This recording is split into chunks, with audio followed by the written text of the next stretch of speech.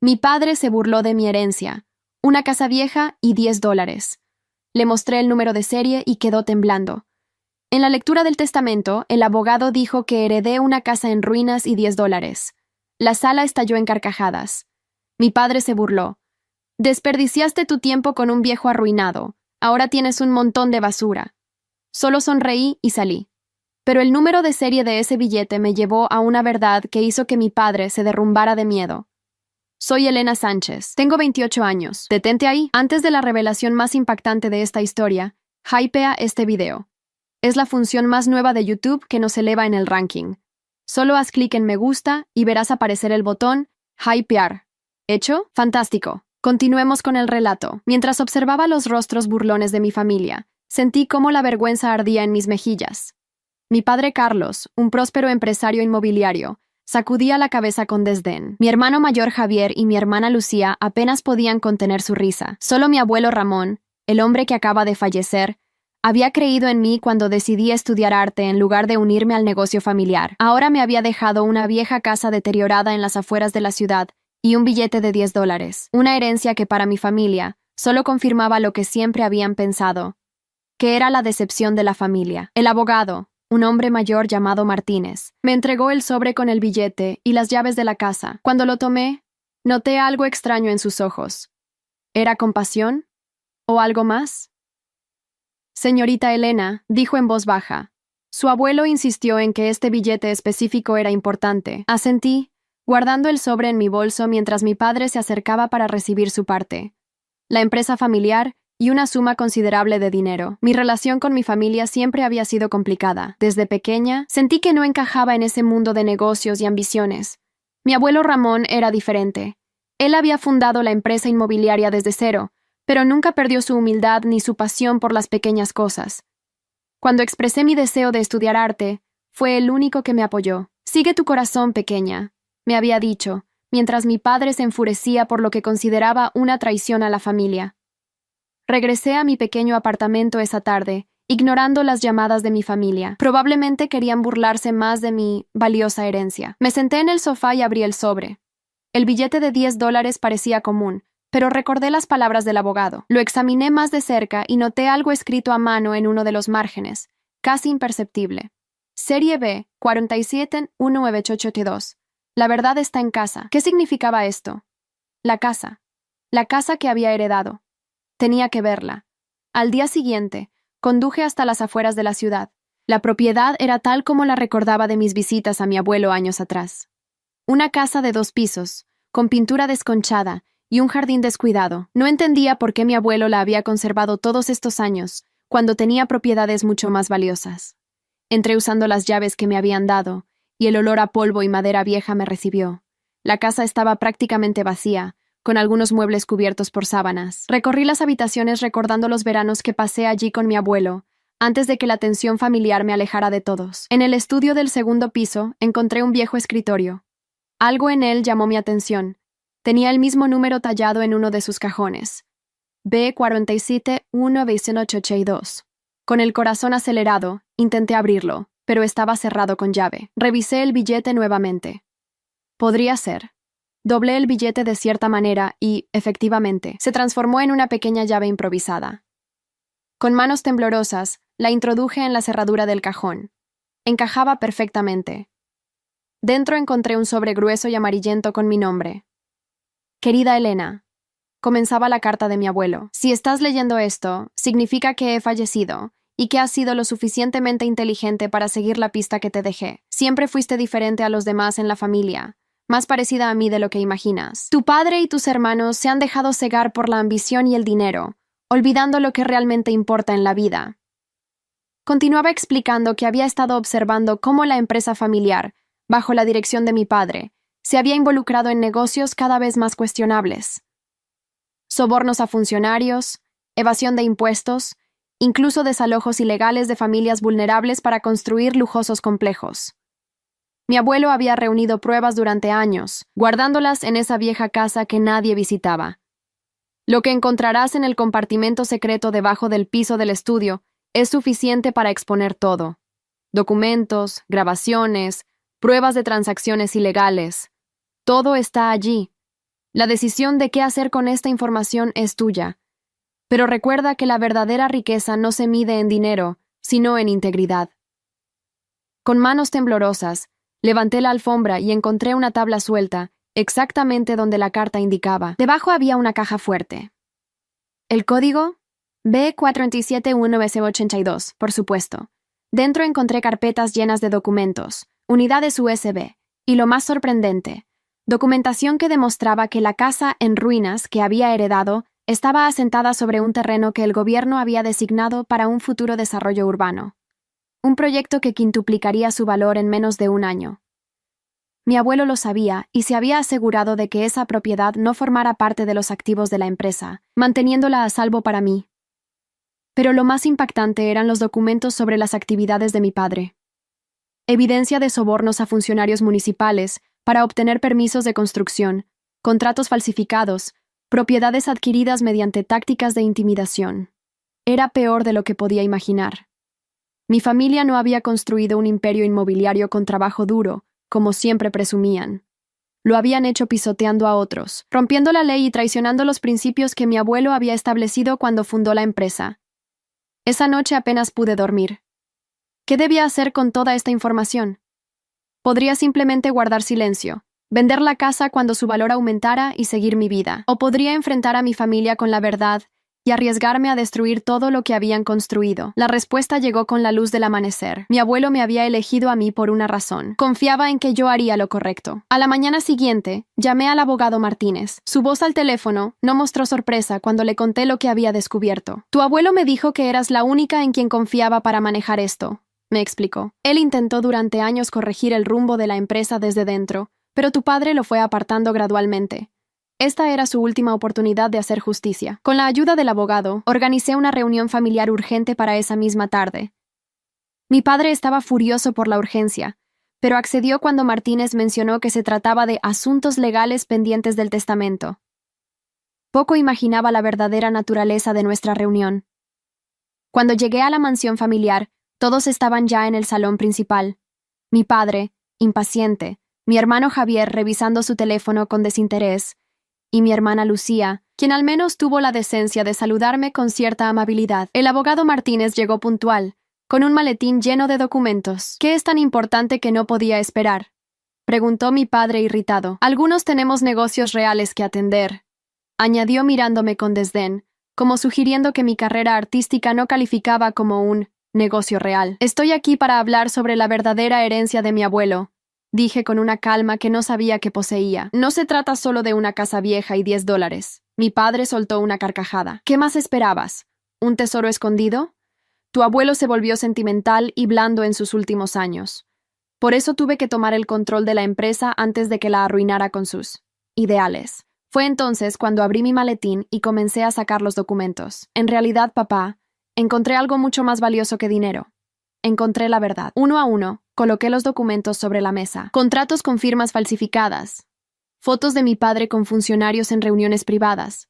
Registros de transferencias a cuentas en paraísos fiscales. La traición a todo lo que mi abuelo había construido estaba allí, expuesta para que todos la vieran. El color abandonó el rostro de mi padre, mientras los documentos se acumulaban sobre la mesa. Javier dejó caer su teléfono, y Lucía se llevó una mano a la boca, horrorizada. Esto es una ridiculez, balbuceó mi padre, aunque su voz había perdido toda su autoridad. ¿De dónde sacaste estas falsificaciones? Del escondite que mi abuelo preparó durante años, respondí. Cada vez que firmabas un contrato ilegal, cada vez que sobornabas a un funcionario, cada vez que ordenabas el desalojo forzado de familias. Él lo documentaba todo. No pudo detenerte mientras vivía, así que me confió a mí la tarea de hacer justicia. El abogado Martínez intervino con voz profesional. He revisado personalmente todos estos documentos, señor Sánchez. Son auténticos y constituyen evidencia suficiente para múltiples cargos criminales. Mi hermano Javier, siempre el primero en buscar ventaja, intentó distanciarse inmediatamente. Yo no sabía nada de esto. Papá nunca me involucró en esas decisiones. Mentira, respondí, extrayendo otra carpeta. Aquí están los correos electrónicos donde discutes con papá cómo intimidar a los propietarios de la zona norte para que vendan sus terrenos por debajo del precio de mercado. Incluso sugeriste contratar matones. Lucía, quien siempre había estado menos involucrada en los aspectos más oscuros del negocio, parecía genuinamente impactada. «Elena, ¿qué pretendes hacer con todo esto?», preguntó con voz temblorosa. Era la pregunta del millón. Durante toda la noche anterior había contemplado mis opciones. Podría destruir a mi familia con esta información, enviar a mi padre y posiblemente a mi hermano a la cárcel. La venganza sería dulce después de años de menosprecio y humillación. «Tengo 3 opciones», expliqué con calma. Primera, puedo entregar todo esto a las autoridades hoy mismo. Segunda, puedo llevarlo a los medios de comunicación, destruyendo no solo el futuro de la empresa, sino también su legado. O tercera, podemos llegar a un acuerdo. Mi padre, quien parecía haber envejecido 10 años en los últimos minutos, me miró con una mezcla de miedo y, por primera vez en mi vida, respeto. «¿Qué clase de acuerdo?», preguntó con voz ronca. «La empresa vuelve a sus raíces», dije firmemente. «Compensación para todas las familias afectadas por nuestros proyectos ilegales. Fin de las prácticas corruptas. Un fondo sustancial para proyectos de vivienda asequible. Y yo tomaré el control como directora general, con el abogado Martínez como asesor legal para garantizar el cumplimiento». «¡Eso es absurdo!», exclamó mi padre, recuperando parte de su furia habitual. «Tú no sabes nada de negocios. Estúdiate arte, por Dios. ¿Cómo vas a dirigir una empresa inmobiliaria?» «Sé lo suficiente sobre integridad», respondí, «y he estado estudiando gestión empresarial en secreto durante los últimos 2 años, precisamente porque sospechaba que algo no estaba bien en la empresa familiar. Además, tengo algo que tú perdiste hace mucho tiempo, la visión original de mi abuelo». Mi hermano Javier, siempre calculador, intervino. «¿Y qué hay para nosotros en este acuerdo?» «No ir a la cárcel, para empezar», respondí secamente, «y mantener parte de vuestro patrimonio, aunque con restricciones. Papá puede seguir como asesor, pero sin poder de decisión. Tú, Javier, puedes mantener tu división internacional, siempre que aceptes una auditoría completa y nuevas políticas de transparencia». La tensión en la habitación era tan densa que casi podía tocarse. Mi padre me miraba como si fuera una extraña. En cierto modo, lo era. La Elena que él conocía, la hija que consideraba débil y soñadora, había desaparecido. En su lugar estaba una mujer determinada, con las pruebas necesarias para destruir todo lo que él había construido a base de traición y engaños. «Dame esos documentos», exigió mi padre, extendiendo la mano. «Ni lo sueñes», respondí. «Existen copias en múltiples ubicaciones seguras. Si algo me sucede, o si intentas incumplir nuestro acuerdo una vez establecido, todo saldrá a la luz». El abogado Martínez asintió, confirmando mis palabras. «Tu abuelo fue muy meticuloso con las salvaguardas, Carlos. No hay forma de que puedas enterrar esto». Mi padre se desplomó en su silla, derrotado por primera vez en su vida. «¿Todo esto por una maldita herencia? ¿Por unos miserables $10 y una casa vieja?». Sonreí ligeramente. La verdadera herencia de mi abuelo no fueron los $10 ni la casa. Fue la verdad, y la confianza que depositó en mí para hacer lo correcto. Establecimos los términos del acuerdo esa misma tarde. Mi padre firmó la transferencia de control de la empresa con manos temblorosas, mientras Javier negociaba desesperadamente para mantener su posición. Lucía, sorprendentemente, se ofreció a ayudarme en la transición, admitiendo que siempre se había sentido incómoda con ciertas prácticas de la empresa, pero nunca había tenido el valor de cuestionarlas. Cuando todos se marcharon, me quedé a solas con el abogado Martínez. «Tu abuelo estaría orgulloso», me dijo con una sonrisa cansada. «Siempre supo que tú eras diferente, que tenías su misma brújula moral. ¿Por qué no hizo nada mientras vivía?», pregunté. Una duda que me había atormentado desde que descubrí la verdad. «Lo intentó», suspiró Martínez, «pero tu padre había consolidado demasiado poder y temía que una confrontación directa pudiera poner en peligro a toda la familia. Así que ideó este plan, apostando todo a que tú serías capaz de hacer lo que él no pudo». Esa noche, regresé a la vieja casa que había heredado.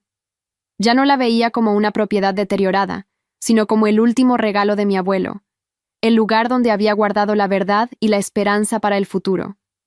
Mientras recorría las habitaciones vacías, imaginé cómo la renovaría, tal vez convirtiéndola en un centro comunitario o un espacio para artistas jóvenes. El teléfono interrumpió mis pensamientos. Era un mensaje de mi padre. «Tenemos que hablar, a solas, mañana en mi oficina». Respiré hondo, preparándome para lo que vendría. La batalla apenas comenzaba, y sabía que mi padre no cedería el control tan fácilmente, pero por primera vez en mi vida me sentía preparada para enfrentarlo, no como la hija decepcionante, sino como la heredera legítima del verdadero legado de mi abuelo. La mañana siguiente llegué temprano a la oficina principal de Sánchez Inmobiliaria. La recepcionista, quien siempre me había tratado con una mezcla de condescendencia y lástima cuando visitaba a mi padre, ahora me miraba con una curiosidad apenas disimulada. Las noticias viajan rápido en una empresa familiar. Buenos días, señorita Elena. Me saludó con una formalidad inusual. Su padre la está esperando en la sala de juntas, no en su oficina. Eso me puso inmediatamente en alerta. La sala de juntas significaba que no estaríamos solos, a pesar de lo que había dicho en su mensaje, típico de mi padre, cambiando las reglas a su conveniencia. Cuando entré en la sala, confirmé mis sospechas. Mi padre estaba sentado a la cabeza de la mesa, flanqueado por Javier, dos abogados corporativos que no reconocí, y Roberto Mendoza, su socio de negocios más antiguo y quien, según los documentos de mi abuelo, había participado en varios de los esquemas más turbios. Elena, mi padre se levantó con una sonrisa que no alcanzó sus ojos. Gracias por venir. He estado reflexionando sobre nuestra situación y creo que podemos llegar a un acuerdo más beneficioso para todos. Creí que ya habíamos llegado a un acuerdo ayer. Respondí sin tomar asiento, manteniendo mi posición cerca de la puerta. La traición estaba escrita en cada centímetro de aquella escena. Ese fue un acuerdo preliminar firmado bajo coacción. Intervino uno de los abogados. Mi cliente estaba bajo estrés emocional debido al reciente fallecimiento de su padre y las acusaciones infundadas que usted presentó. Así que ese era su juego. Invalidar nuestro acuerdo, ganar tiempo y probablemente intentar localizar y destruir las evidencias originales. Tenemos una contrapropuesta, continuó mi padre, deslizando una carpeta en mi dirección. Un pago único de $5 millones, la casa que heredaste con todas las mejoras necesarias y un puesto honorífico en la junta directiva. A cambio, entregarás todos los documentos y te comprometerás a mantener absoluta confidencialidad. Mi hermano Javier sonrió con suficiencia, seguro de que aceptaría la oferta. Después de todo, ¿qué artista rechazaría $5 millones? Interesante propuesta, dije, sin tocar la carpeta. Pero tengo dos preguntas. Primero, ¿qué hay de las familias que fueron desalojadas ilegalmente? Y segundo, ¿creen realmente que esto se trata de dinero? Las supuestas irregularidades en esos proyectos son exageraciones. Intervino Roberto Mendoza con desdén. Negocios normales en un mercado competitivo. Nada que merezca melodrama familiar. Sonreí, sacando mi teléfono. Señor Mendoza, me alegra que mencione esos negocios normales. ¿Le importaría explicar entonces por qué transfirió $2 millones a la cuenta personal del concejal Torres justo antes de que aprobara el proyecto de la Ribera? Proyecto que, casualmente, requirió el desalojo de 50 familias que habían vivido allí por generaciones. El rostro de Mendoza palideció. Mi padre golpeó la mesa con el puño. «Basta. ¿A qué estás jugando, Elena? ¿Crees que puedes venir aquí y amenazarnos? Somos más poderosos de lo que imaginas». «No estoy jugando. Papá, y sobre tu oferta, tomé la carpeta y la devolví sin abrir. No estoy interesada. Ya tengo lo que vine a buscar». «¿Y qué es eso exactamente?», preguntó mi hermano con desdén. «¿Venganza? Justicia», respondí simplemente. «Y la oportunidad de reconstruir la empresa según los valores originales de mi abuelo». Fue entonces cuando la puerta se abrió y entró el abogado Martínez, acompañado de dos personas que no esperaba ver. Una mujer de mediana edad con expresión seria y un hombre con una identificación oficial. «Buenos días a todos», dijo Martínez con calma. «Permítanme presentarles a la fiscal Ramírez de la Unidad Anticorrupción y al inspector García de la Comisión de Valores. Están aquí para discutir algunas irregularidades que han llegado a su atención». El caos que siguió fue indescriptible. Mi padre gritó traición. Javier intentó salir precipitadamente de la sala, y los abogados comenzaron a hablar todos a la vez sobre procedimientos y órdenes judiciales. No fue mi primera opción, le dije a mi padre cuando nuestras miradas se cruzaron entre el tumulto. Te di la oportunidad de hacer lo correcto. La fiscal Ramírez se acercó a mí, mientras los demás discutían. Señorita Sánchez, su colaboración será fundamental en los próximos meses. Esto no será fácil, lo sé, respondí. Pero mi abuelo decía que nada que valga la pena lo es. Las semanas siguientes fueron un torbellino de declaraciones, documentos y reuniones interminables. La investigación oficial se centró inicialmente en los proyectos más recientes y escandalosos, pero pronto se extendió a casi una década de operaciones cuestionables. Mi padre, Javier y Roberto Mendoza fueron imputados formalmente, junto con 3 funcionarios públicos y 2 banqueros que habían facilitado las transacciones ilegales. La prensa tuvo un día de campo con el escándalo. Heredera del arte desmantela imperio inmobiliario corrupto. Rezaban los titulares. Mi teléfono no dejaba de sonar con llamadas de periodistas buscando la historia jugosa de la hija rechazada que se vengaba de su familia. Pero esto no era venganza, al menos no principalmente. Era la oportunidad de redimir el legado de mi abuelo, de transformar una empresa construida sobre la corrupción en algo de lo que pudiera sentirse orgulloso. Lucía, sorprendentemente, se convirtió en mi aliada más valiosa durante la transición. Nunca tuve el valor que tú has mostrado, me confesó un día mientras revisábamos los contratos que necesitaban ser renegociados. Siempre supe que algo andaba mal, pero me dije a mí misma que así funcionaban los negocios. No es tarde para cambiar eso, le aseguré. La empresa necesitará personas que entiendan tanto el pasado como la visión para el futuro. Con el tiempo, comenzamos a implementar cambios estructurales. Creamos un fondo de compensación para las familias afectadas por los desalojos ilegales. Establecimos políticas de transparencia radical. Iniciamos proyectos de vivienda asequible en zonas donde antes la empresa había contribuido a la gentrificación forzada. No fue fácil. Perdimos contratos. Algunos empleados renunciaron, incómodos con la nueva dirección. Los accionistas minoritarios protestaron por la caída temporal en los beneficios. Pero poco a poco, comenzamos a construir algo nuevo sobre los cimientos del pasado. 6 meses después de la lectura del testamento, visité a mi padre en la residencia vigilada donde esperaba su juicio. Había envejecido visiblemente, con el pelo más cano y profundas arrugas alrededor de los ojos. Ya no quedaba nada del poderoso empresario que me había mirado con desdén toda mi vida. «Has destruido todo lo que construí», me dijo a modo de saludo, sin levantarse de su silla. «No, papá, tú lo destruiste con cada decisión corrupta que tomaste. Yo solo expuse la verdad». Nos miramos en silencio durante varios segundos. Por primera vez, no sentí miedo ni intimidación ante él. Solo una profunda tristeza por lo que podría haber sido. «El abuelo te dio muchas oportunidades de cambiar el rumbo», continué. «Te dejó pistas, intentó hablarte sobre los valores que fundaron la empresa, pero elegiste ignorarlo. Tu abuelo era un soñador que no entendía cómo funciona realmente el mundo», respondió con amargura. «Si hubiéramos seguido su camino, nunca habríamos crecido como lo hicimos. ¿Y valió la pena? ¿Todo ese crecimiento a costa de tu libertad, tu reputación y el legado familiar?» No respondió, pero vi algo en sus ojos que nunca había visto antes. Duda. «No he venido a discutir el pasado», dije finalmente, sacando unos documentos de mi maletín, «sino a hablar del futuro. He creado una fundación con parte de los beneficios de la empresa. Se dedicará a proyectos educativos y culturales, comenzando con una escuela de artes en el barrio donde creció el abuelo. Le mostré los planos y el proyecto, no porque esperara su aprobación, sino porque quería que viera que era posible crear algo significativo sin recurrir a la corrupción. La he nombrado Fundación Ramón Sánchez, en honor al abuelo», continué. «Creo que le habría gustado». «¿Por qué me muestras esto?», preguntó, confundido por mi actitud. «Porque a pesar de todo, sigues siendo mi padre, y porque creo que el abuelo, hasta el final, mantuvo la esperanza de que todos pudiéramos redimir nuestros errores». Dejé los documentos sobre la mesa y me levanté para marcharme. Cuando llegué a la puerta, su voz me detuvo. «Elena, la casa que heredaste, ¿sabes por qué tu abuelo la conservó todos estos años?»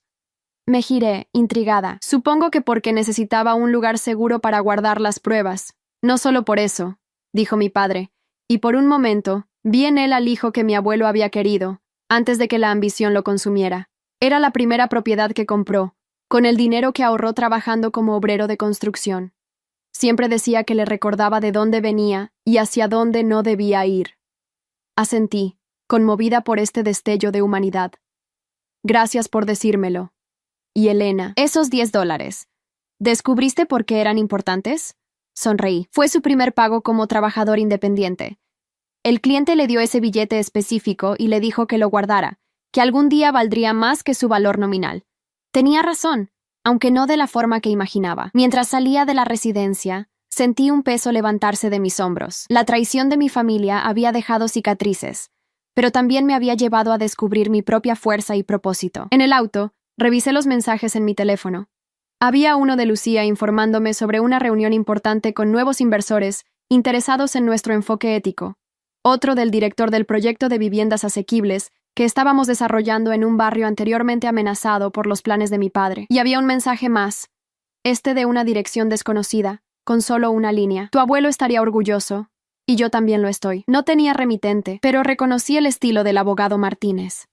Sonreí, guardando el teléfono mientras arrancaba el coche. Tenía una empresa que reconstruir, un legado que redefinir, y una historia que apenas comenzaba. Un año después de la lectura del testamento, la transformación de Sánchez Inmobiliaria era evidente para cualquiera que conociera su historia. Habíamos reducido nuestro tamaño, cierto, pero ganado en reputación y en el impacto positivo de nuestros proyectos. La prensa, que inicialmente nos había retratado como una empresa en caída libre tras el escándalo, ahora nos presentaba como un caso de estudio en regeneración corporativa y responsabilidad social. Mi padre fue condenado a 6 años de prisión, aunque con posibilidad de reducción por buen comportamiento. Javier recibió una sentencia menor, de 3 años, gracias a un acuerdo de colaboración con la Fiscalía. Roberto Mendoza y los funcionarios implicados también recibieron condenas. Lucía y yo nos convertimos en un equipo efectivo, ella aportando el conocimiento operativo del negocio que yo aún estaba adquiriendo, y yo proporcionando la visión y los principios que guiarían nuestro futuro. Contratamos a un equipo de jóvenes arquitectos y urbanistas comprometidos con el desarrollo sostenible y justo. Personas que veían más allá del beneficio inmediato. La vieja casa que heredé de mi abuelo, esa que había provocado risas el día de la lectura del testamento, se convirtió en la sede de la Fundación Ramón Sánchez. Restauramos su estructura manteniendo su carácter y transformamos el primer piso en una galería para artistas emergentes. El estudio donde encontré las pruebas lo mantuve casi intacto, como recordatorio personal de dónde había comenzado todo. Y aquel billete de $10, la valiosa herencia que tanto había divertido a mi familia, lo enmarqué y lo colgué en mi oficina. Bajo él, una pequeña placa con la inscripción: el valor verdadero nunca está a simple vista. Ocasionalmente recibía cartas de mi padre desde prisión. Al principio eran amargas y acusatorias, pero con el tiempo comenzaron a cambiar. En una de ellas, me sorprendió encontrar algo cercano a una disculpa. He tenido mucho tiempo para pensar aquí dentro, para recordar cómo era al principio, cuando trabajaba junto a mi padre con grandes sueños pero valores firmes. En algún momento perdí el rumbo, y lo peor es que ni siquiera me di cuenta. Quizás nunca pueda reparar el daño que causé, pero quiero que sepas que, a pesar de todo, estoy orgulloso de lo que has logrado con la empresa. Es más parecido a la visión original de tu abuelo, de lo que nunca fue bajo mi dirección. No era una redención completa, y las heridas familiares tardarían generaciones en sanar completamente, si es que alguna vez lo hacían. Pero era un comienzo. Una tarde, mientras revisaba unos planos en mi oficina, recibí una visita inesperada. Era una mujer mayor, de unos 70 años, con un porte digno a pesar de su vestimenta sencilla. «Señorita Sánchez», dijo cuando mi asistente la hizo pasar. «Mi nombre es Carmen Vega. Vivía en la Ribera antes de que su padre nos obligara a marcharnos. La reconocí inmediatamente de los expedientes. Había sido una de las líderes comunitarias que se había opuesto más firmemente al proyecto de mi padre, y quien había sufrido las tácticas más agresivas de intimidación. «Señora Vega, es un honor conocerla», dije levantándome para saludarla. Justamente su caso fue uno de los primeros que revisamos para nuestro programa de compensación. «No he venido por el dinero», respondió con firmeza. «Aunque la compensación ha ayudado a muchas familias, incluida la mía. He venido porque quería conocer en persona a la mujer que tuvo el valor de enfrentarse a su propia familia por hacer lo correcto». Me sentí conmovida y un poco avergonzada. No merezco tanto crédito. Mi abuelo hizo todo el trabajo difícil, recopilando las pruebas durante años. «Pero usted tuvo que tomar la decisión de usarlas», insistió. «Conozco a muchas personas que, enfrentadas a una elección similar, habrían tomado el dinero y mirado hacia otro lado». Conversamos durante casi una hora. Me contó historias del barrio que ya no existía, de la comunidad que se había dispersado tras los desalojos. También me habló de sus esperanzas para el nuevo proyecto de viviendas asequibles que estábamos desarrollando cerca de allí. Antes de marcharse, sacó algo de su bolso, un antiguo recorte de periódico, amarillento por el tiempo. «Pensé que querría ver esto», dijo pasándomelo. Era un artículo de hacía más de 40 años. Mostraba a mi abuelo, mucho más joven, cortando la cinta inaugural de su primera promoción de viviendas. A su lado, un joven que reconocí como mi padre, sonriendo con orgullo genuino. «Su abuelo construyó esas casas para familias trabajadoras como la mía», explicó la señora Vega. «Mi esposo y yo compramos nuestra primera casa gracias a él, con un plan de pagos que podíamos permitirnos. Nos trató con respeto, no como clientes, sino como personas. Eso era lo que hacía especial a su empresa entonces. Cuando se marchó, me quedé mirando el recorte durante largo tiempo. Allí estaba, la evidencia de lo que una vez había sido Sánchez Inmobiliaria y lo que podía ser de nuevo. No solo un negocio exitoso, sino una fuerza positiva en la comunidad. Esa noche, volví a la vieja casa, ahora transformada pero conservando su esencia. En el estudio saqué el cuaderno personal de mi abuelo que había encontrado entre sus documentos. Lo hojeé hasta encontrar una entrada que había leído muchas veces durante el último año. El éxito verdadero no se mide en dinero o propiedades, sino en el impacto positivo que dejamos en las vidas de otros. Elena parece ser la única que lo entiende. Tiene mi espíritu, mi terquedad, y espero que también mi fuerza para hacer lo que es correcto cuando llegue el momento. Le dejo mi herencia más preciada. No la casa, no el dinero, sino la verdad y la oportunidad de redimir nuestro nombre. En la oficina colgaba el billete de $10 que había desencadenado todo, un recordatorio diario de que el valor verdadero nunca está a simple vista, y de que la herencia más importante no es la que se mide en propiedades o dinero, sino en principios y verdad. La traición de mi familia había sido dolorosa, pero también me había liberado para crear algo nuevo y mejor. No solo había recuperado el legado de mi abuelo, lo había transformado y hecho crecer de formas que ni siquiera él habría imaginado. Y todo comenzó con una casa vieja y $10. La herencia que todos consideraron insignificante, pero que resultó ser el regalo más valioso de todos. Hay historias que no son solo historias. Son espejos de la vida. Si esta te conmovió, ayúdanos a seguir contando otras que también merecen ser escuchadas. Dale hype a este video para que más personas puedan verlo. Muchas gracias y que tengas un excelente día.